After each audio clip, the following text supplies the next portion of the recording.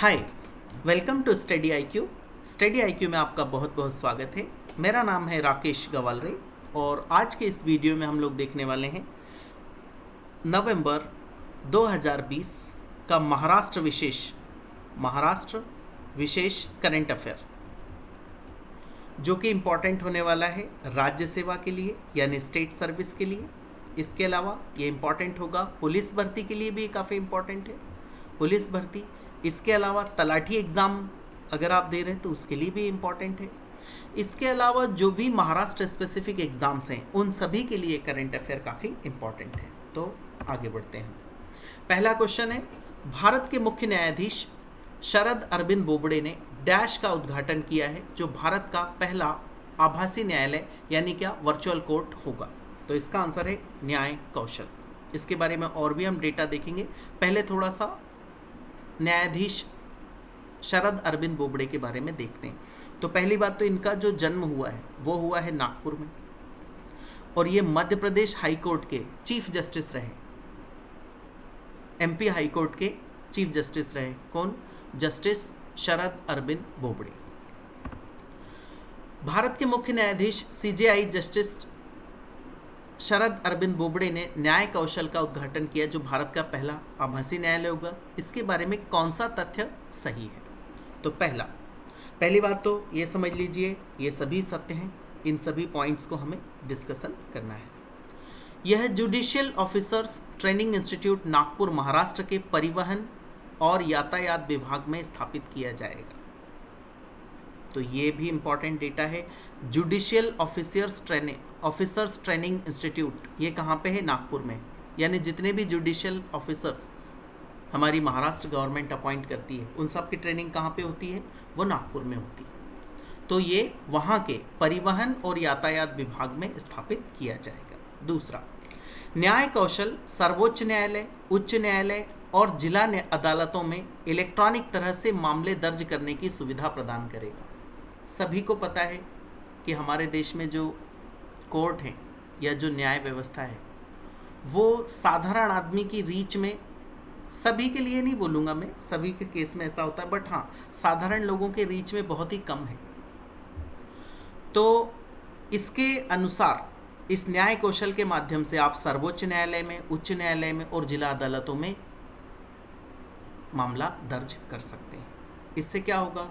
इससे आपका पैसा बचेगा। अगर आपको सर्वोच्च न्यायालय में मान लीजिए कोई लगाना है पिटीशन, और अभी हाँ ये ध्यान रखना है कि ये ट्रैफिक चालान के लिए इनिशियली अभी ये ट्रायल है, बाद में अगर ये सक्सेसफुल रहता है तो इसको और एक्सटेंड किया जाएगा।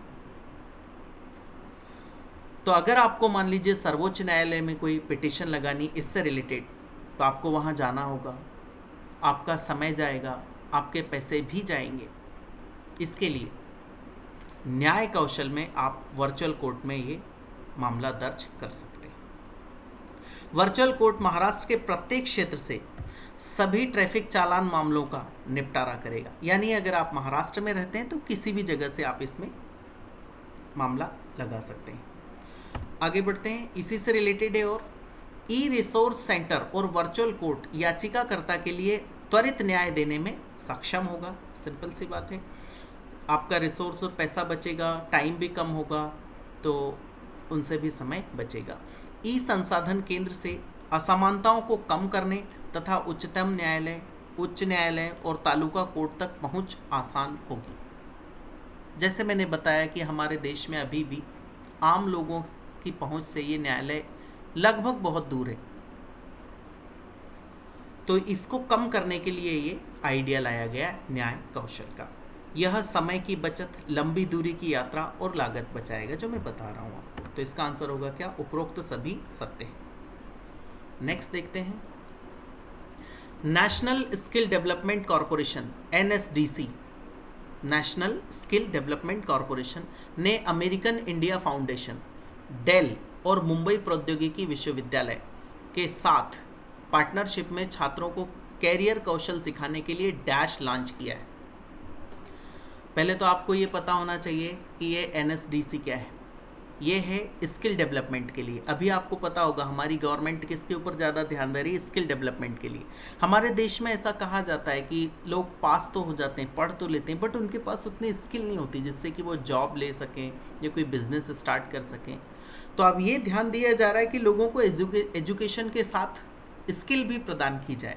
तो उसके तहत क्या उन्हें क्या दिया जाना चाहिए, प्रशिक्षण दिया जाना चाहिए कि आपको जो मार्केट की डिमांड है उसके हिसाब से अपने आप को कैसे स्किल्ड करना है। तो उसी का ये पार्ट है। इसमें क्या, American India foundation, American Indian foundation क्या, जो लोग इंडिया के हैं और अमेरिका में बस गए उन्होंने एक फाउंडेशन बनाया, उन्होंने एक ग्रुप बनाया, उसका नाम क्या है, अमेरिकन इंडियन फाउंडेशन। और डेल और मुंबई प्रौद्योगिकी विश्वविद्यालय, इन्होंने पार्टनरशिप की कि भाई हम इनको कौशल सिखाने का काम करेंगे। तो इस प्रोजेक्ट का नाम क्या है, तो इस प्रोजेक्ट का नाम हो गया project future ready. Future ready का मतलब क्या, जैसे ही आपका फ्यूचर आएगा तो हम उसको पहले ही अच्छी तरह से संवार देते हैं ताकि उसको जॉब लेने में या मार्केट में जो स्किल चाहिए वो स्किल ले उसके पास अवेलेबल रहे, तो उसको इजीली जॉब मिल जाए या फिर वो कोई बिजनेस ओपन कर ले ताकि वो आत्मनिर्भर बन सके। इसके बारे में और कुछ पॉइंट्स हैं। इसका उद्देश्य क्या है, पिछली स्लाइड का ही है ये। इन छात्रों को कैरियर मेंटरिंग, ऑनलाइन स्किलिंग, रोजगार के लिए बाजार संरेखित कौशल प्रशिक्षण प्रदान करना और उद्यमी मानसिकता को विकसित करना है। अभी देखिए, इनको मेंटरिंग की जाएगी, ऑनलाइन स्किल सिखाई जाएगी, रोजगार के लिए, ये काफ़ी इंपॉर्टेंट पॉइंट है, रोजगार के लिए बाजार संरेखित कौशल प्रशिक्षण। ये क्या होता है, अब अगर मान लीजिए आप एक कॉल सेंटर में काम करने के लिए जाते हैं उदाहरण के लिए, और आपको कॉल पे बात करना अच्छे से नहीं आता, या मोबाइल ऑपरेट करना नहीं आता, या फिर जो सॉफ्टवेयर है उसको ऑपरेट करना नहीं आता, तो आपको जो जॉब देने वाला रहेगा वो इतना जल्दी से जॉब नहीं देगा। ऑन द अदर हैंड अगर आप ये सब चीज़ें जानते हैं तो ये क्या हुआ, जो बाजार की डिमांड है वो स्किल आपके पास है, इसका मतलब आपको जॉब लेने में आसानी होगी। कार्यक्रम के पूरा होने पर छात्रों को NSDC और मुंबई विश्वविद्यालय से प्रमाणन प्राप्त होगा, यानी प्रमाण पत्र दिया जाएगा कि इन्होंने ऐसे ऐसे कौशल का प्रशिक्षण लिया है। तो इसका आंसर होगा क्या, उपरोक्त तो दोनों ही सत्य है। और इसके बारे में डेटा है, इसको भी समझिए। इसका भी आंसर क्या होगा, उपरोक्त तो दोनों सत्य है, ये भी और ये भी। अब इनको समझते हैं। साझेदारी के तहत मुंबई विश्वविद्यालय का Garware institute of career and development शिक्षकों को प्रशिक्षित करेगा, शिक्षकों को, फैकल्टीज को। और टीचर को प्रशिक्षित करने के बाद ये टीचर क्या करेंगे, ये प्रशिक्षित शिक्षक, प्रत्येक शिक्षक 500 युवाओं को वर्कशॉप के माध्यम से प्रशिक्षित करेंगे। सिंपल सी बात है, क्योंकि ये जो मुंबई यूनिवर्सिटी है या ये जितने भी फाउंडेशंस हैं, ये अकेले अपने दम पे तो नहीं कर सकते ना, एक बंदा नहीं कर सकता, 10 बंदे नहीं कर सकते। तो इससे बेटर क्या किया जाए, कुछ टीचर्स को प्रशिक्षण दिया जाए ताकि वो और युवाओं को उसका प्रशिक्षण दे। तो प्रत्येक टीचर, एक एक टीचर कितने, 500 युवाओं को प्रशिक्षण देगा। तो इसका आंसर होगा उपरोक्त दोनों ही सत्य है। आगे बात करते हैं। लार्सन एंड टूब्रो L&T ने गगनयान लॉन्च व्हीकल में उपयोग होने वाला पहला हार्डवेयर डैश इसरो को सौंप दिया है। अब पहली बात तो आपको पता होना चाहिए, गगनयान, गगनयान क्या, गगनयान वो होगा जब भारत की 75वीं स्वतंत्रता की वर्षगांठ होगी, उस समय हम 3 भारतीयों को कहाँ पे भेजने वाले हैं, स्पेस में भेजने वाले हैं, ठीक है। तो उसी के तहत इसरो को बहुत सारे और सपोर्ट की रिक्वायरमेंट होती है, ये इसरो अकेला नहीं कर सकता, बहुत सारे हार्डवेयर चाहिए होते हैं। और अभी जितने भी दुनिया भर की सरकारें वो ये चाह रहे हैं कि ये जो स्पेस टेक्नोलॉजी है या ह्यूमन स्पेस से रिलेटेड जो भी डेवलपमेंट है उसमें प्राइवेट प्लेयर्स को भी ऐड किया जाए, क्योंकि सरकार के स्तर पे ये किया जाना ठीक है, बट उसमें बहुत सारा फंड लगता है, बहुत सारे फंड के अलावा गवर्नमेंट एम्प्लॉयज़ लगते हैं, और अगर प्राइवेट वालों को दे दिया तो ज़्यादा ईजी होगा। तो L&T ने पहला हार्डवेयर बनाया है और ये किसको सौंप दिया है, इसरो को। इसरो सभी को पता होगा, ISRO, Indian space research organisation, जिसका हेडक्वार्टर आप कमेंट सेक्शन में कमेंट करके बताएंगे, बहुत आसान है। इसका नाम क्या है, इसका नाम है booster segment S200। Booster segment S200। अभी इसी से रिलेटेड और भी न्यूज़ है, और भी पॉइंट्स हैं, वो समझते हैं हम लोग। बूस्टर का निर्माण L&T के पवई एरोस्पेस विनिर्माण सुविधा मुंबई महाराष्ट्र में किया गया है। इसका निर्माण कहाँ पे हुआ है? एरोस्पेस पवई हमारे मुंबई में है। एरोस्पेस विनिर्माण सुविधा मुंबई, यह दुनिया का तीसरा सबसे बड़ा बूस्टर होगा। अब ये बूस्टर क्या है समझना, जैसे आपने कोई स्पेस व्हीकल लॉन्च किया, ये इस तरह से जाता है रॉकेट, तो इसको नीचे से बूस्ट किया जाता है, तभी ये जरूरी स्पीड पकड़ता है, नहीं तो अर्थ का ग्रेविटेशन उसको नीचे की तरफ खींचेगा तो वो नीचे आके गिर जाएगा, पता चला। तो इसको बोला जाता है बूस्टर। और ये बूस्टर किसने बताया? L&T ने बनाया है। ठीक, और बात करते हैं इसके बारे में। L&T इसरो के मानव अंतरिक्ष उड़ान कार्यक्रम HSFP को सशक्त बनाने में महत्वपूर्ण भूमिका निभा रहा है। L&T मीन्स मैंने आपको बताया जो प्राइवेट प्लेयर्स हैं वो अब इसमें आ चुके हैं। S200 GSLV का आपको नाम पता होना चाहिए, geosynchronous satellite launch vehicle. MK3 launch के लिए ठोस प्रणोदक बूस्टर होगा। ठोस प्रणोदक बूस्टर मीन्स क्या? इसमें जो फ्यूल यूज होता है वो लिक्विड नहीं होता, वो क्या होता है? सॉलिड होता है।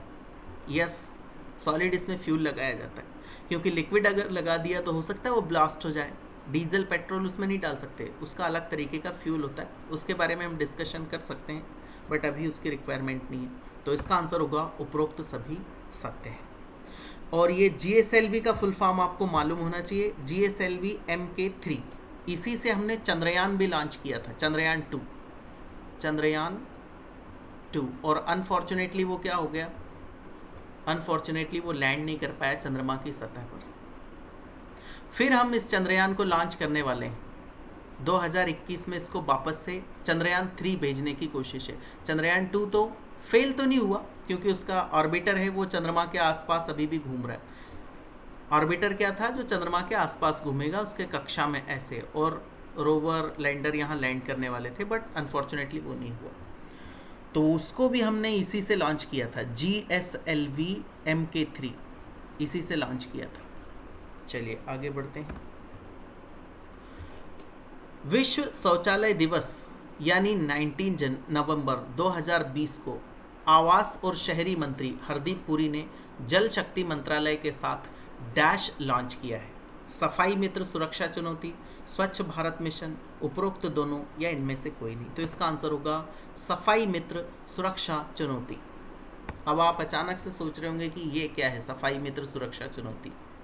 तो हमारे जो सफाई कर्मचारी हैं, आपको पता है जैसे हमारे मुंबई में खासकर देखने को मिलता है, मान लीजिए ये कोई सेफ्टी टैंक है, ये ख़राब हो गया या भर गया, अब इसको खाली करना है। तो पहले ये प्रोसेस होती थी, अनफॉर्चुनेटली अभी भी वो कहीं कहीं होती है, कि मैनुअली इंसान इसके अंदर, जो सफाई कर्मचारी होता था वो इसके अंदर जाता था, और जाने के बाद में वो इसको अपने सिर पे लेके और बाहर फेंकता था इस पूरे गंदे मटेरियल को। तो उसमें क्या होता था, इसमें बहुत प्रकार की विषैली गैसें निकलती अंदर, जो कई बार लोगों की इसमें डेथ हो जाती, कई सफाई कर्मचारियों की डेथ हो गई। तो अभी दुनिया भर में ये होता है कि ऐसी जो सफाई होती वो मैनुअली नहीं होती, मशीन से होती। और अनफॉर्चुनेटली भारत में अभी भी वो पूरी तरह से मशीन का उसमें उपयोग नहीं किया जाता, सफाई कर्मचारी ही उसको यूज़ कर उसका उपयोग उसको साफ करते हैं। तो इसको कम करना है, इसको ख़त्म करना है, इसके लिए ये अभियान लॉन्च किया, सफाई मित्र सुरक्षा चुनौती। उसकी सुरक्षा काफ़ी इम्पॉर्टेंट है हमारे लिए। अब आगे देखिए, इसी के संबंध में कुछ और डेटा है वो समझना। यह स्वच्छ भारत मिशन के तहत लॉन्च किया गया। सभी को पता होगा स्वच्छ भारत मिशन भारत में बहुत जोरों पे चला था, अभी भी चल रहा है। अभी चल रहा है ODF प्लस। एक ODF का नाम सुना होगा, open defecation free. Open defecation free means क्या? कोई बाहर शौच ना करे और सभी के घर में टॉयलेट हो जाए। बट भारत में ये होता है कि ठीक है, एक बार तो हो गया, सभी के घर में टॉयलेट बन गई, उसके बाद में लोगों ने वापस से रोड पे आना शुरू कर दिया, ऐसा होता है। तो इसको बोला गया ODF प्लस, मीन्स जो लोगों ने घर में टॉयलेट यूज़ करने की आदत डाली है उसी को और एक्सटेंड किया जाए। यानी जैसे ये टैंक भर गया, अब ये सेफ्टी टैंक भर गया, इसको खाली किया जाए, इसके अलावा जो और ज़रूरी रिक्वायरमेंट है तो वो इसकी पूरी की जाए, उसको बोला जाता है ODA प्लस। तो ये स्वच्छ भारत मिशन के ही तहत किया गया, ये सारी चीज़ें यह स्वच्छ भारत मिशन के तहत लॉन्च किया गया। सीवरों और सेप्टिक टैंकों की खतरनाक सफाई को रोकना और उनकी मैकेनाइज सफाई को बढ़ावा देना। यानी खतरनाक सफाई क्या, जो मैनुअल सफाई होती है, जो इंसान जाके करता है, उसको रोकिए और उसकी जगह पे क्या, मैकेनाइज सफाई, यानी मशीन का उपयोग करेंगे, एक मैकेनिज्म का यूज़ करेंगे और इंसान को उसमें जाने से रोकेंगे। सीवरों और सेप्टिक टैंक की सफाई के दौरान होने वाली मौतों को रोकना, जो मैंने आपको बताया कि कई बार सफाई कर्मचारी उसमें जाते हैं और उनकी डेथ भी हो जाती है। तो इसका आंसर होगा क्या, उपरोक्त सभी सत्य है, ये भी और ये भी। आगे बढ़ते हैं। पेयजल और स्वच्छता विभाग ने स्वच्छता पुरस्कार 2020 का आयोजन किया है। इसके तहत सर्वश्रेष्ठ प्रदर्शन करने वाला जिला अरुणाचल प्रदेश का सियांग रहा। इसमें महाराष्ट्र के नासिक और कोल्हापुर जिले को कौन सा स्थान प्राप्त हुआ? पेयजल एवं स्वच्छता विभाग ने ये जारी किया। अब ये क्या है, स्वच्छता पुरस्कार। आजकल गवर्नमेंट बहुत तरीके के पुरस्कार दे रही, स्वच्छता पुरस्कार देती है, इसके अलावा अगर आपने कोई अच्छा काम कर दिया तो वीरता पुरस्कार देती है, ताकि लोगों को एनकरेज किया जाए। अब ये लोगों को तो दिया जा रहा था, अब स्टेट्स को भी दिया जाने लगा। जैसे स्वच्छ सिटी पहले नंबर पे कौन सी है, दूसरे नंबर पे कौन सी है, ऐसे ही जिलों को भी दिया जा रहा है। तो इसमें सबसे अच्छा डिस्ट्रिक्ट कौन सा है? सबसे अच्छा जिला सियांग जिला, किसका? अरुणाचल प्रदेश का। ठीक, अरुणाचल प्रदेश भारत के नॉर्थ ईस्ट में स्थित है। तो महाराष्ट्र के नासिक और कोल्हापुर को कौन सा स्थान प्राप्त हुआ? तो इसका आंसर है 8वां स्थान, 8th प्लेस पे रहे नासिक और कोल्हापुर स्वच्छता पुरस्कार। आगे बढ़ते हैं। भारत में पहली बार Mumbai metro rail corporation limited MMRCL कंपन अवशोषित ट्रैक बिछाएगा। इसके संबंध में कौन सा तथ्य सही है? तो पहले तो आपको ये पता होना चाहिए कंपन अवशोषित ट्रैक ये क्या है और इसकी रिक्वायरमेंट क्या, क्यों। आपने देखा होगा ये रेलवे लाइन है, इस पे से जब ट्रेन गुजरती है तो ये जो रेल की पटरी होती है ये बहुत ज़्यादा हिलती है, इसमें वाइब्रेशन होते हैं और वो वाइब्रेशन क्या करते हैं, ऊपर ट्रेन में भी जाते हैं, तो जो अंदर बैठा हुआ बंदा है उसको भी वो परेशान करते हैं। ठीक, इसके अलावा जो नीचे अगर वाइब्रेशन देखे तो vibration is a kind of energy, ये एक तरीके की ऊर्जा होती है और ये एनर्जी नीचे जाती है तो नीचे की जगह को भी वो डैमेज करती है, नीचे की यहाँ की जगह को डैमेज करेगी, यहाँ की को करेगी। अब इसमें जो मुंबई मेट्रो बन रही तो इसमें तो कई जगह से जो मेट्रो है वो अंदर से जाने वाली है। अब इसके ऊपर मान लीजिए कोई घर है या कोई बड़ा कॉम्प्लेक्स है, इसके ऊपर से मेट्रो निकल गई। अब वो मेट्रो क्या करेगी, बहुत ज़्यादा वाइब्रेशन करेगी और वो वाइब्रेशन करेगी तो वो वाइब्रेशन की एनर्जी ऊपर जाएगी तो वो इनको भी डैमेज करेगी और जो अंदर वाला बंदा है उसको भी नुकसान पहुंचाएगी। इसलिए पहली बार वाइब्रेशन यानी कंपन अवशोषित ट्रैक बिछाया जाएगा ताकि ये वाइब्रेशन को यहीं एब्जॉर्ब कर लिया जाए। ये ऐसा संभव है, जैसे मान लीजिए यहाँ पे बहुत कंपन हो रहा है तो आपने उसके प्लेस पे क्या लगा दिया, एग्जाम्पल के लिए बता रहा हूँ, जो टायर होते हैं पुराने वो अगर आपने लगा दिए तो वो कंपन इसमें एब्जॉर्ब हो जाएंगे। इसमें 27 भूमिगत स्टेशन होंगे और इसके 2021 में चालू होने की उम्मीद है। इसका पहला पॉइंट देख लेते हैं पहले। यह Colaba Bandra SEEPZ metro line 3 पर लगाया जाएगा जिसकी अनुमानित लागत 23,000 करोड़ रुपए होगी।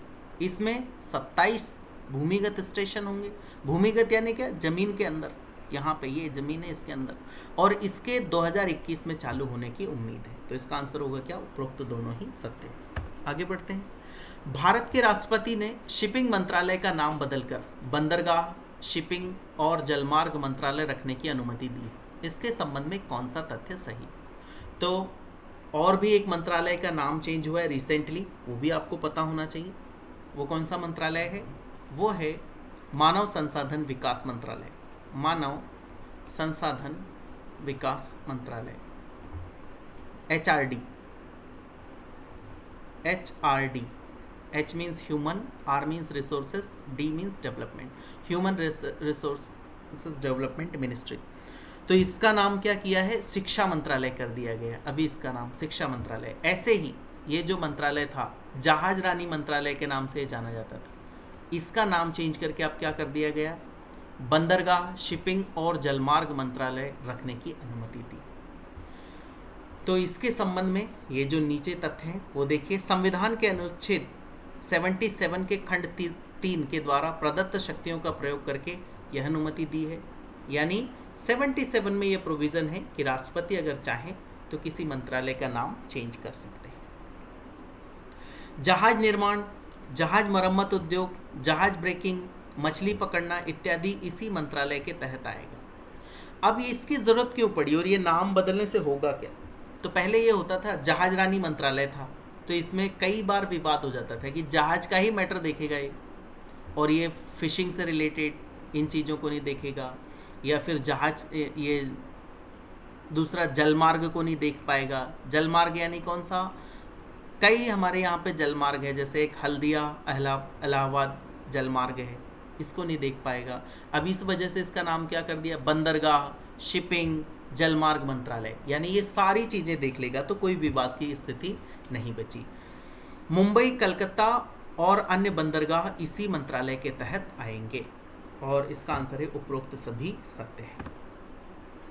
प्रकाश जावड़ेकर केंद्रीय पर्यावरण, वन और जलवायु परिवर्तन मंत्री हैं, ने घोषणा की है कि उत्तर प्रदेश की केथम झील और महाराष्ट्र की डैश को वेटलैंड की रामसर साइट यानी वेटलैंड ऑफ इंटरनेशनल इम्पोर्टेंस में शामिल किया गया है। तो मैंने वेटलैंड के बारे में पहले भी आपको बताया था, फिर से एक बार थोड़ा सा बता देता हूँ।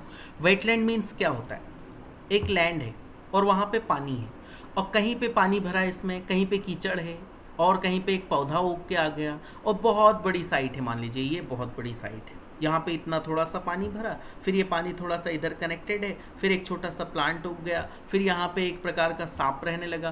तो ये एक तरीके का अपने आप में एक इकोसिस्टम है। लैंड तो है पर ये कैसा है, वेटलैंड है, गीला है, गीला रहता है। तो हमारे महाराष्ट्र में अभी तक कोई सा भी वेटलैंड नहीं था, अब एक वेटलैंड हो गया। कौन सा? उसका नाम है लोनार झील। ये हमारे यहाँ पे एक वेटलैंड हो गया। अब ये रामसर साइट क्या है, चलिए रामसर साइट समझते हैं। रामसर एक जगह का नाम है जो कहाँ पे, ईरान में है। और इस रामसर साइट, इस रामसर में बहुत सारे देशों ने बैठ के ये समझौता किया कि जो भी वेटलैंड है उनको हमें कंजर्व करना है, क्योंकि उनको अगर नुकसान पहुंचता है तो बहुत सारी प्रजातियां वहाँ की मर जाएंगी। इसमें बायोडाइवर्सिटी बहुत होती है रामसर साइट में या वेटलैंड में। तो इसमें पहले हमारे महाराष्ट्र का कोई सा भी रामसर यानी वेटलैंड शामिल नहीं था, अब लोनार झील को शामिल किया गया। आगे बढ़ते हैं। लोनार झील के संबंध में कौन सा कथन सही है या कौन सा तथ्य सही है? लोनार झील महाराष्ट्र के बुल्ढाना जिले में 427 हेक्टेयर क्षेत्र को कवर करती है। ये बिल्कुल सही है, ये आपको पता होना चाहिए, क्योंकि लोनार झील इस साल बहुत न्यूज़ में रही है और ये ऑल इंडिया लेवल पे भी इसके ऊपर क्वेश्चन पूछे जाते हैं। यह बेसाल्ट बेडरोल पर उल्का पिंड के प्रभाव से बनी है और इसमें उच्च लवणता और क्षारीयता की मात्रा है। बेसाल्ट बेडरोल क्या होता है और उल्का पिंड कैसे होता है? देखिए, ऐसा माना जाता है कि अंदर से कभी हमारे जो डेक्कन प्लेटू है, ये भारत है, भारत का ये जो हिस्सा है, इसके बारे में ऐसा माना जाता है कि अंदर से कभी इसमें ज्वालामुखी का इरप्शन हुआ होगा, ज्वालामुखी यहाँ पे आया होगा, और वो ज्वालामुखी का जो लावा है वो इधर उधर गिर गया, और इधर उधर गिरने के बाद वो जमा हो गया, ठंडा हो गया। उसी को बोला जाता है क्या, बेसाल्ट। इसीलिए बोलते हैं ना हमारा ये जो हिस्सा है वो बेसाल्ट की चट्टानों से बना है।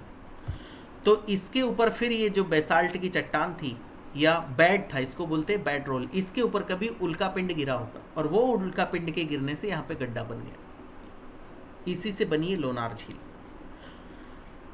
इस वातावरण, तो इसमें क्या, उल्का पिंड से बनी है और इसमें उच्च लवणता और क्षारीयता की मात्रा है, यानी इसमें साल्टी, आपको साल्टनेस मिलेगी, सैलिनिटी काफ़ी ज़्यादा है यहाँ पे। ठीक है, समुद्र के बराबर तो नहीं है, फिर भी हाँ सैलिनिटी है। इस वातावरण में एनारोबस, साइनोबैक्टीरिया और फाइटोप्लैंक्टन जैसे विशिष्ट सूक्ष्म जीव पाए जाते हैं। इसमें ये काफ़ी इम्पॉर्टेंट है, फाइटोप्लैंक्टन ये पाया जाता है। एनारोबस ये छोटे छोटे जीवों के नाम हैं। इसमें कमज़ोर एशियाई ऊनी पक्षी, जिसका ये नाम काफ़ी फेमस है, सिकोनिया एपिस्कोपस सहित 160 पक्षियों की प्रजातियां पाई जाती हैं। इसमें प्रसिद्ध ग्रे वुल्फ यानी कैनिस लुपस सहित 12 स्तनधारियों की प्रजातियां भी पाई जाती है। ये मैंने जो इन्फॉर्मेशन दी आपको काफ़ी इंपॉर्टेंट है और इसका आंसर होगा उपरोक्त सभी सत्य है।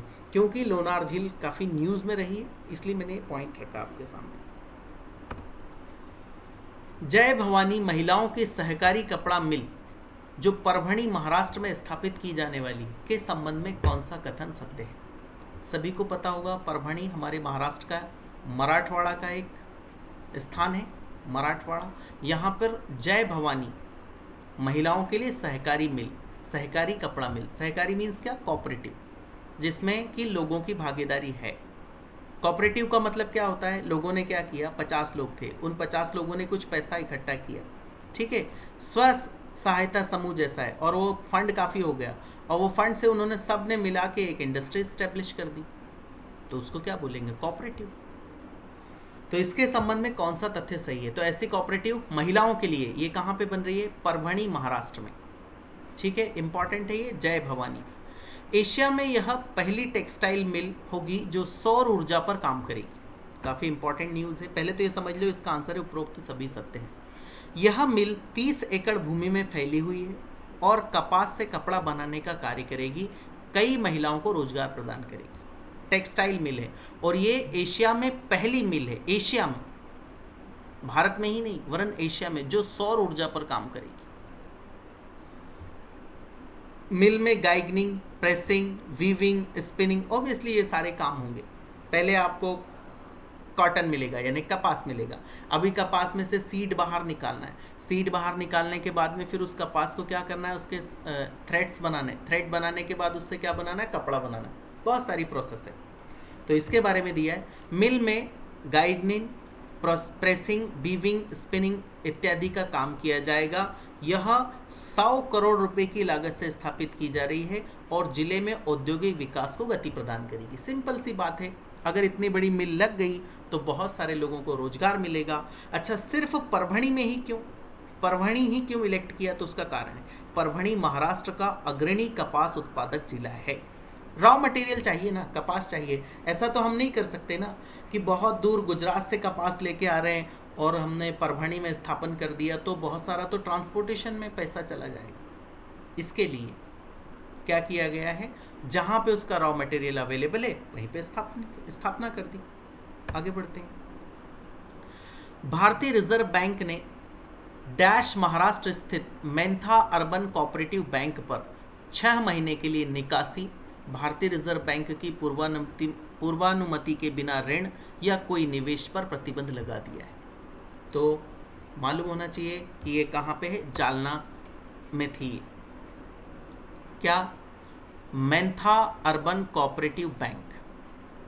देखिए, जब भी किसी बैंक में कोई फ्रॉड होने की पॉसिबिलिटी होती है या कुछ गड़बड़ हो रहा है तो ये आरबीआई को पता चल जाता है। आरबीआई बहुत सारे पैरामीटर्स चेक करता रहता है, क्योंकि ये लोग आरबीआई को लगातार रिपोर्ट करते हैं, जितनी भी बैंक होती है। अब आप सोच रहे होंगे कि आरबीआई ऐसा क्यों कराता है, सबको क्यों रिपोर्ट करे, सब क्यों रिपोर्ट करे आरबीआई को? तो अगर आपने लोगों का पैसा अपने पास जमा करके रखा है तो भारत सरकार की, रिजर्व बैंक ऑफ इंडिया की रिस्पॉन्सिबिलिटी की उसकी सिक्योरिटी करे, तो उसके कुछ ज़रूरी पैरामीटर्स होते हैं, वो पैरामीटर आरबीआई मेंटेन कराती है,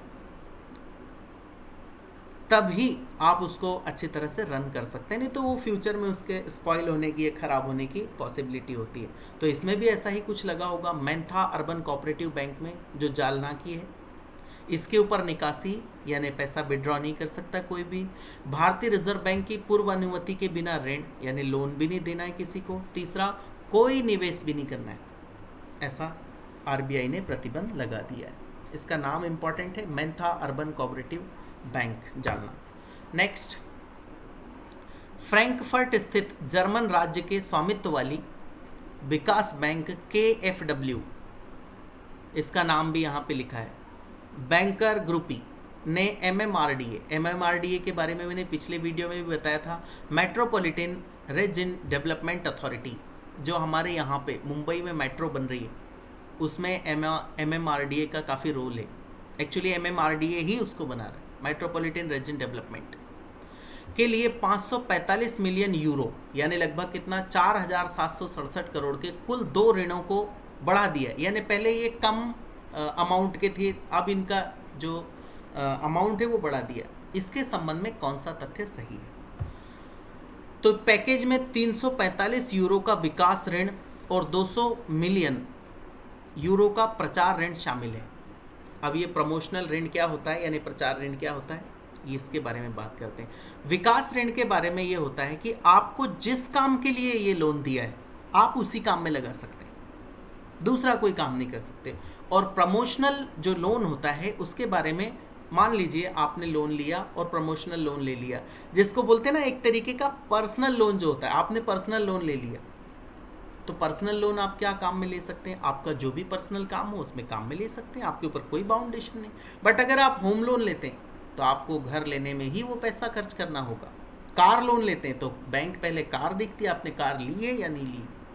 तो ऐसे ही ये जो प्रमोशनल लोन है ये तो ठीक है, विकास लोन ये आपको किस में यूज़ करना है, जिस काम के लिए दिया है, जैसे कि मेट्रो बनाने के लिए दिया तो इसमें ही आपको यूज़ करना है। बट ये जो 200 मिलियन है आप किसी और काम में भी यूज़ कर सकते हो। स्वीकृति ऋण राशि भारत को दी गई सबसे अधिक राशि है जिसमें सबसे कम ब्याज दर होगी, और इसमें सबसे अच्छी बात है कि इसका जो इंटरेस्ट रेट है वो बहुत कम है। आगे आएगा वो कितना है, आगे देखते हैं। धन का भारत के वित्त मंत्रालय के साथ एक समझौते के माध्यम से वितरण किया जाएगा। ऑब्वियसली स्टेट गवर्नमेंट इसमें ज़्यादा इन्वॉल्व नहीं होती है, सेंट्रल गवर्नमेंट इन्वॉल्व होती है जब विदेशी मामलों का कोई निपटान हो या कोई डीलिंग हो। तो इसका आंसर होगा क्या, उपरोक्त सभी सत्य है। फ्रैंकफर्ट स्थित जर्मन राज्य के स्वामित्व वाली विकास बैंक सेम वही है, इसके बारे में कौन सा कथन सत्य है? तो देखिए पहला वाला, यह धन मुंबई से ठाणे के बीच मेट्रो रेल निर्माण कार्य में उपयोग होगा। यह मेट्रो नेटवर्क 32 स्टेशनों से गुजरता हुआ कुल 34.82 किलोमीटर की दूरी तय करेगा। यानी ये जो लोन हमने लिया है ये मुंबई से ठाणे के बीच मेट्रो बिछाने के काम में आएगा, ताकि मुंबई से ठाणे को कनेक्ट किया जा सके मेट्रो के थ्रू। ब्याज दर 1% से भी कम होगी तथा अवधि 15 से 20 वर्ष होगी। और अगर आप चाहें तो 5 साल बाद आप ये कर सकते हैं कि उनको जाकर रिक्वेस्ट करेंगे कि हम पूरा जो आपका पैसा है एक साथ पे करना चाहते हैं, वो भी आप कर सकते हैं। तो इसका आंसर होगा उपरोक्त सभी सत्य हैं। भारतीय उद्योग परिसंघ और Ernst and Young global limited ने FDI in India now next and beyond शीर्षक से रिपोर्ट जारी की है। इसके अनुसार भारत प्रतिवर्ष 120 से 160 बिलियन अमेरिकन डॉलर आकर्षित कर सकता है। भारत का सबसे अधिक FDI आकर्षित करने वाला राज्य कौन सा है? तो पहले तो आप ये समझिए FDI क्या, फॉरेन डायरेक्ट इन्वेस्टमेंट। जो विदेश में लोग रहते हैं वो क्या करें, भारत में इन्वेस्ट करें। तो आप सोच रहे होंगे कि उनके इन्वेस्ट करने से क्या होगा। सिंपल सी बात है, अगर मान लीजिए कोई मेट्रो प्रोजेक्ट में इन्वेस्ट किया कि ये मेट्रो बना रहे हैं आप, हम आपको ये पैसा देते हैं, तो वो कोई दान में दिया हुआ पैसा नहीं होता, उसको बाद में जिसने भी दिया वो वापस लेता है। यस, वो वापस कैसे, आप वापस कहाँ से करेंगे, आपने मेट्रो बना दी, मान लीजिए 200 करोड़ आपने लिए थे, उसकी मेट्रो बना दी, जब वो मेट्रो चलने लगी आपको उससे पैसा मिलेगा, किराया मिलेगा, रेंट मिलेगा, तो वो आप लोन वापस कर सकते हैं। तो उस बंदे ने जो 200 करोड़ इन्वेस्ट किए थे, हो सकता है उसको 225 करोड़ मिल जाए, तो उसको इंटरेस्ट भी मिल गया और आपका भी काम हो गया, उसका भी काम हो गया। इसको बोलते हैं FDI, foreign direct investment. FDI actually companies में होती है, ये तो मैंने आपको एग्जांपल दिया, कंपनीज में लोग इन्वेस्ट करते हैं। देखिए उसके 2 रूल हैं, एक FII means foreign institutional investment, और एक FDI फॉरेन डायरेक्ट इन्वेस्टमेंट। अगर आपके यहाँ पे कोई कंपनी है और वो कंपनी की कीमत कितनी है, मान लीजिए उसके शेयर है 200 रुपये के, और इसका 10% से कम अगर आप इन्वेस्ट करना चाहते हो तो उसको FII माना जाएगा। 10% से कम, तो 10% कितना, 20 रुपये। 20 रुपये से कम अगर आप इन्वेस्ट करना चाहते हो तो वो FII माना जाएगा, फॉरेन इंस्टीट्यूशनल इन्वेस्टमेंट। यानी आप सिंपल ये करिए, हमारे शेयर मार्केट में आइए और 10 रुपये के शेयर परचेस कर लीजिए, हो गया। और FDI क्या होता है, अगर 10% से ज़्यादा है तो इसको माना जाता है फॉरेन डायरेक्ट इन्वेस्टमेंट। 10% से ज़्यादा, 200 में से, 200 मैंने एक एग्जांपल लिया, यानी समझ लीजिए, मान लीजिए आप 21 रुपये इन्वेस्ट करना चाहते हैं, तो वो शेयर मार्केट के थ्रू या फिर स्टॉक एक्सचेंज के थ्रू आप इन्वेस्ट नहीं कर सकते। आपको क्या करना होगा, कंपनी से कांटेक्ट करना होगा। गवर्नमेंट ऑफ इंडिया से भी कुछ परमिशन लेनी होती, कुछ क्षेत्रों में, हमेशा नहीं। तो एफडीआई जितना ज़्यादा आता है उससे देश में पैसा उतना ज़्यादा आता है, और उतना ज़्यादा अगर पैसा आएगा तो डेफिनेटली लोगों का डेवलपमेंट होगा। और अभी इस समय इन्वेस्टमेंट के लिए टॉप देशों की लिस्ट में भारत सेकेंड नंबर पे। यहाँ पे लोग इन्वेस्ट करना चाहते हैं ज़्यादा से ज़्यादा, क्योंकि लोगों को ये लगता है कि भारत का भविष्य उज्जवल है, हमारी इकोनॉमी काफ़ी स्ट्रांग है, पैरामीटर्स काफ़ी स्ट्रांग है। तो इसका आंसर होगा क्या, महाराष्ट्र। महाराष्ट्र सबसे ज़्यादा अट्रैक्टिव प्लेस है एफडीआई वालों के लिए, महाराष्ट्र की कंपनियों में लोग इन्वेस्ट करना चाहते हैं। नेक्स्ट, महाराष्ट्र सरकार ने मैग्नेटिक महाराष्ट्र 2.0 के तहत 15 कंपनियों के साथ लगभग 35,000 करोड़ रुपए का समझौता ज्ञापन पर हस्ताक्षर किए। इसके संबंध में कौन सा तथ्य सही है? तो मैग्नेटिक महाराष्ट्र, इसके बारे में मैंने बताया था, वो पहला एग्रीकल्चर से रिलेटेड था, ये 2.0 है। एग्रीकल्चर से रिलेटेड मीन्स क्या, आपको एनकरेज करना है प्राइवेट प्लेयर्स को, प्राइवेट कंपनीज को, कि आप ज़्यादा से ज़्यादा हमारे एग्रीकल्चर सेक्टर में इन्वेस्टमेंट करें। और मैग्नेटिक महाराष्ट्र 2.0 ये किसके लिए, ये इंडस्ट्रीज़ के लिए। मैंने पहले भी बताया कि किसी भी देश में दो चीज़ें काफ़ी इंपॉर्टेंट होती डेवलपमेंट पर्पस के लिए, अगर आपको डेवलपमेंट करना है तो एक तो होती है कृषि यानी खेती, और दूसरी होती है क्या, इंडस्ट्रीज। ठीक, तो इसके संबंध में कौन सा तथ्य सही है? समझौता ज्ञापन पर राज्य द्वारा संचालित महाराष्ट्र औद्योगिक विकास निगम means Maharashtra Industrial Development Corporation, MIDC का नाम खूब न्यूज़ में रहता है, MIDC ने उद्योग मंत्री सुभाष देसाई की उपस्थिति में हस्ताक्षर किए। MIDC इसको इम्प्लीमेंट करेगा। दूसरा, यह समझौता कोविड-19 महामारी के कारण प्रभावित होने वाली आर्थिक गतिविधियों को प्रोत्साहित करने में मदद करेगा। सभी को पता है इस कोविड-19 में बहुत सारी हमारी आर्थिक गतिविधियां प्रभावित हुई हैं। कैसे? कई सारे मजदूर यहाँ से चले गए, कंपनियां बंद हो गई। अभी लोगों, क्योंकि जब लॉकडाउन लगा था तो ये सारी एक्टिविटीज़ बंद हो गई थी। अब लोगों के पास रोजगार नहीं रहेगा तो लोग यहाँ कैसे रुकेंगे? तो उससे आर्थिक गतिविधि बंद हो गई लॉकडाउन की वजह से। तो वापस उसको पटरी पे लाने के लिए महाराष्ट्र सरकार ने ये किया है, मैग्नेटिक महाराष्ट्र 2.0। तो इसका आंसर होगा उपरोक्त तो दोनों ही सत्य है। इंडसइंड बैंक की सहायक company Bharat financial inclusion limited. IndusInd bank का आपने नाम सुना होगा, काफ़ी बड़ी बैंक है। इसकी एक सहायक कंपनी है भारत फाइनेंशियल इंक्लूजन लिमिटेड, और महाराष्ट्र सरकार के बीच पशुपालन विभाग ने एक समझौता ज्ञापन पर हस्ताक्षर किए। इसके संबंध में कौन सा तथ्य सत्य है? तो पहली बात तो ये सभी सत्य हैं। अब हम इसको समझते हैं कि इसमें क्या क्या हमें मिलेगा। यह एक संयुक्त पहल है जिसका नाम महापशुधन संजीवनी है। महापशुधन संजीवनी। अब ये पहल क्या है इसके बारे में मैं आपको पहले बता देता हूँ, फिर हम पॉइंट्स रीड करेंगे।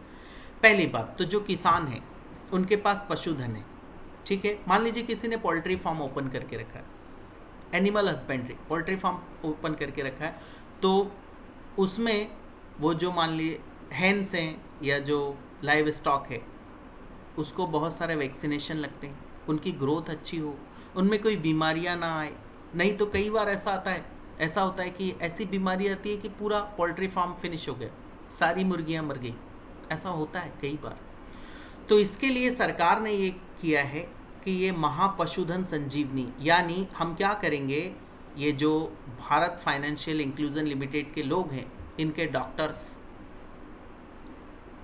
इनके जो भी केयर लेने वाले लोग हैं, किसका, जानवरों का केयर लेने के लिए जो अपॉइंट करेंगे, वो किसानों के घर घर जाएंगे, डोर स्टेप, ये डोर स्टेप डिलीवरी लिखा है, और वहीं पे जाके वो पशुओं की देखभाल करेंगे।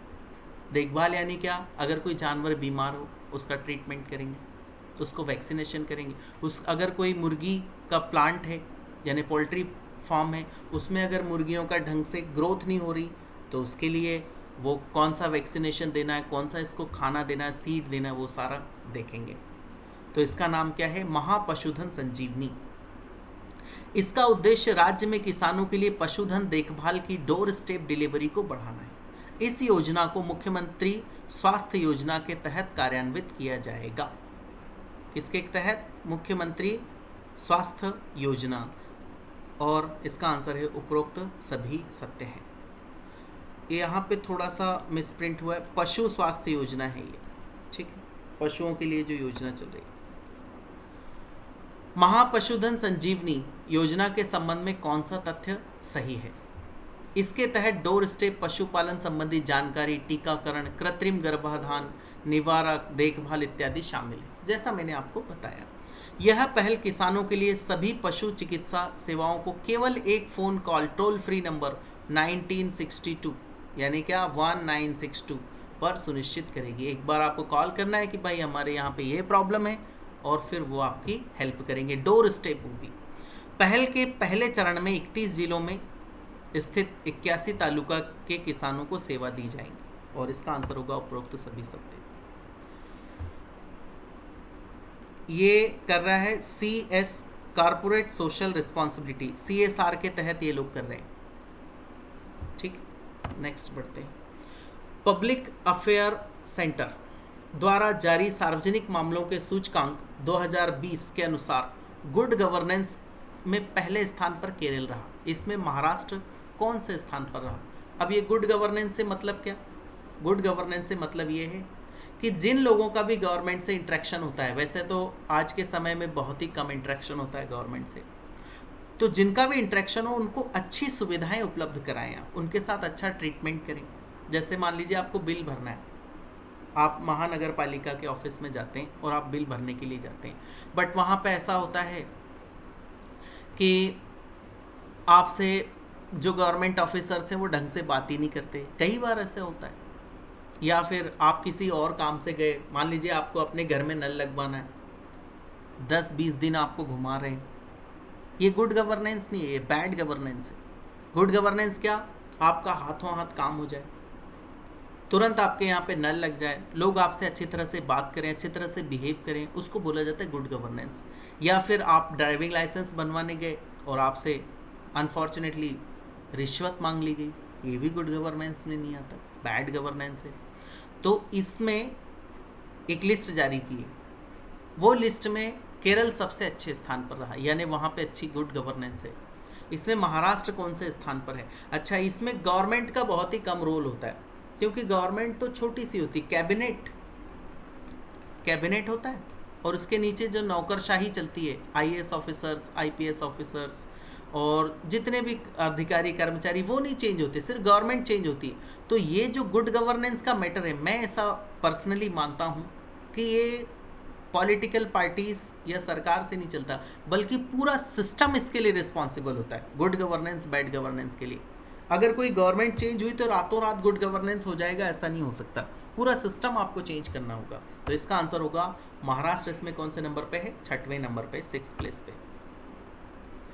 वाटर रिस्क बाय 2050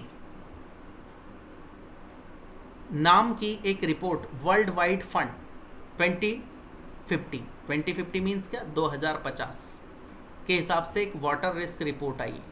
किसने जारी की है? World wide fund water risk filter नामक एक संस्था ने जारी की है।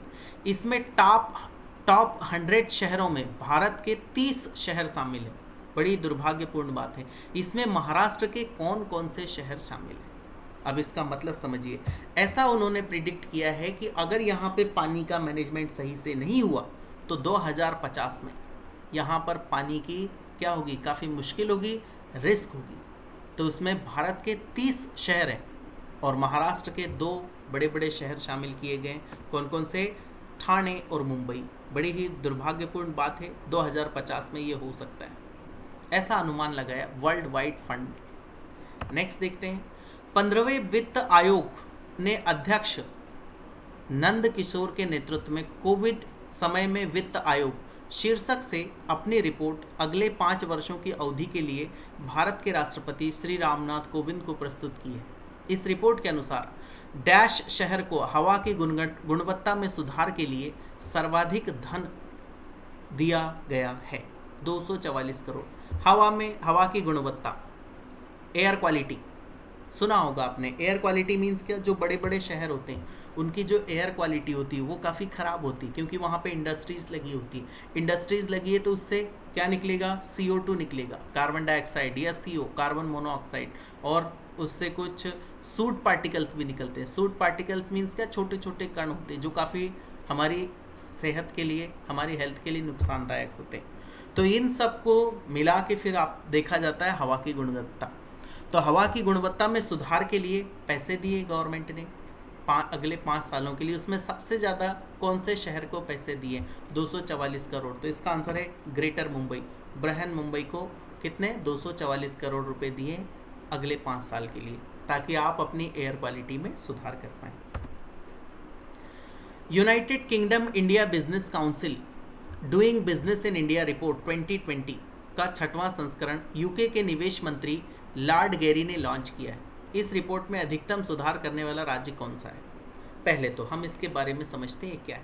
United Kingdom India business council doing business in India report, तो इसके नाम से ही आपको समझ गया होगा, अगर कोई यूके यूनाइटेड किंगडम का बंदा है, मीन्स क्या, इनडायरेक्टली अगर बोले तो ब्रिटेन, हालांकि यूके और ब्रिटेन में डिफरेंस है, रफली ऐसा आप समझ सकते हो। ब्रिटेन का कोई बंदा है यूनाइटेड किंगडम का और वो इंडिया में इन्वेस्ट करना चाहता है, तो उसको कैसे पता कि कौन से राज्य में इन्वेस्ट करना चाहिए और कहाँ पे उसके लिए माहौल ज़्यादा अच्छा है, या फिर कहाँ पे ग्रोथ ज़्यादा होने की पॉसिबिलिटी, ये सब कैसे पता चलेगा? तो इसके लिए कुछ कंपनियां या कुछ इंस्टीट्यूट्स होते हैं वो रेटिंग देती है, जैसे S&P स्टैंडर्ड एंड पुअर्स, वो रेटिंग देती है। ऐसे ही ब्रिटेन ने तो यूनाइटेड किंगडम ने तो एक क्या बना के रखा है, मंत्रालय बना के रखा है, उसका नाम है निवेश मंत्रालय। तो उनका निवेश मंत्री भारत आया था लॉर्ड गेरी, और लॉर्ड गेरी ने क्या किया, एक रिपोर्ट जारी की और उस रिपोर्ट में ये बताया कि कौन से स्टेट में आप इन्वेस्ट करिए। इसीलिए इसको नाम दिया है United Kingdom India business council में doing business in India. Bharat में बिजनेस करना कितना सेफ है, कितना अच्छा है, कितने आपको रिटर्न मिल सकता है और कौन से राज्य में किया जाए, तो उनकी गवर्नमेंट ये काम करती। तो उसमें सबसे अधिक सुधार करने वाला राज्य कौन सा है, तो वो है महाराष्ट्र। लगातार तीसरे वर्ष वो पहले नंबर पे रहा। एक चीज़ आप महाराष्ट्र में नोटिस करेंगे, यहाँ पे इंडस्ट्रीज लगाने के लिए जो कंडीशंस हैं वो काफ़ी अच्छी है, फेवरेबल है। आगे बात करते हैं। जल शक्ति मंत्रालय ने राष्ट्रीय जल पुरस्कारों की घोषणा की है। इसमें पानी के संरक्षण और प्रबंधन के लिए सर्वश्रेष्ठ राज्य सामान्य श्रेणी में तमिलनाडु रहा। इसमें महाराष्ट्र का कौन सा स्थान रहा? जैसा मैंने पहले बताया कि आजकल गवर्नमेंट बहुत एनकरेज करती है, सभी डिस्ट्रिक्ट को या सभी जगह को या सभी राज्यों को अलग अलग पुरस्कार देती है कि भाई आपने इस काम में अच्छा किया, ताकि दूसरे लोग उससे एनकरेज हों। तो ऐसा ही जल शक्ति मंत्रालय है, ये जल शक्ति मंत्रालय नया बना है, ठीक है, ध्यान रखना है इसको। जल शक्ति मंत्रालय ने जल पुरस्कारों की घोषणा की है। तो इसमें सर्वश्रेष्ठ प्रदर्शन किसने किया? वाटर संरक्षण और मैनेजमेंट। इनमें संरक्षण मीन्स क्या, बेकार आपको पानी खराब नहीं करना है, दूसरा उसका प्रबंधन प्रॉपर होना चाहिए। तो महाराष्ट्र इसमें कौन से स्थान पर रहा? तो बड़ी ही अच्छी बात है कि हम ज़्यादा पीछे नहीं, सेकंड प्लेस पे हैं। नेक्स्ट बात करते हैं।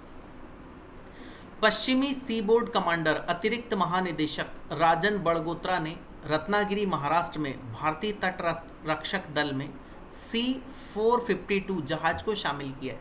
इसके संबंध में कौन सा तथ्य सत्य है? तो पहली बात तो हमारा जो महाराष्ट्र है वो एक, उसका बहुत सारा हिस्सा कोस्टल एरिया है, ये कोस्ट है। ये कौन सा, वेस्टर्न कोस्ट है या ईस्टर्न कोस्ट है? और वेस्टर्न कोस्ट है तो यहाँ पे हमारे आसपास ही पाकिस्तान भी है, यहाँ पे कराची वगैरह है, तो हमें इसकी सिक्योरिटी काफ़ी देखनी पड़ती है।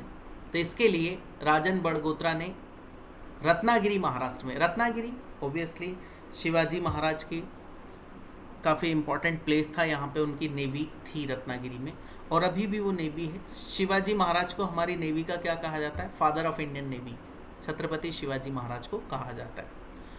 तो ऐसा एक जहाज शामिल किया है, उस जहाज का नाम क्या है? C-452। उसके बारे में कुछ दिया है, वो इन्फॉर्मेशन देख लीजिए। इसे सूरत और गुजरात में Larsen and Toubro shipyard limited द्वारा डिज़ाइन और स्वदेशी रूप से बनाया गया, यानी भारत ने ही इसको डिज़ाइन और बनाया है, देश में ही। जहाज आधुनिक सेंसर से सुसज्जित है, जिसमें नौवहन और संचार प्रणाली शामिल है। सेंसर्स होने चाहिए इसमें बहुत सारे, अगर दूर से कोई जहाज आ रहा है या कोई पनडुब्बी आ रही या कोई और खतरा आ रहा है तो उसको ट्रेस कर पाए, उसको ट्रैक कर पाए, ताकि समय से उसके अगेंस्ट एक्शन ली जा सके। जहाज की प्राथमिक भूमिका विभिन्न कार्यों जैसे कि तस्करी विरोधी, जो तस्कर होते हैं वो समुद्र से काफ़ी यात्रा करते हैं, अभियान, समुद्री निगरानी, खोज एवं बचाव कार्य में इसका उपयोग होगा। तो इसका आंसर है क्या? उपरोक्त सभी सत्य है। नेक्स्ट देखते हैं, टीसीएस टाटा कंसल्टेंसी सर्विसेज के संस्थापक और प्रथम सीईओ फकीर चंद कोहली, जिन्हें भारतीय सूचना प्रौद्योगिकी के पिता के रूप में जाना जाता है, काफ़ी इंपॉर्टेंट है ये। Father of Indian information and technology industry के पिता के रूप में जाना जाता है। 96 वर्ष की उम्र में मुंबई महाराष्ट्र में उनका निधन हो गया। उनका जन्म स्थान क्या है? तो उनका जन्म स्थान है क्या? पेशावर, पाकिस्तान में उनका जन्म हुआ था। और ये बता दूं मैं, इन्हें मिला था पद्म भूषण अवार्ड इन्हें प्राप्त था। इन्होंने टीसीएस की स्थापना की थी, टाटा कंसल्टेंसी सर्विसेज की, जो कि आजकल भारत का एक बहुत ही बड़ा आईटी जायंट है। ठीक, so this is the end of the video. Thank you, thanks a lot for listening.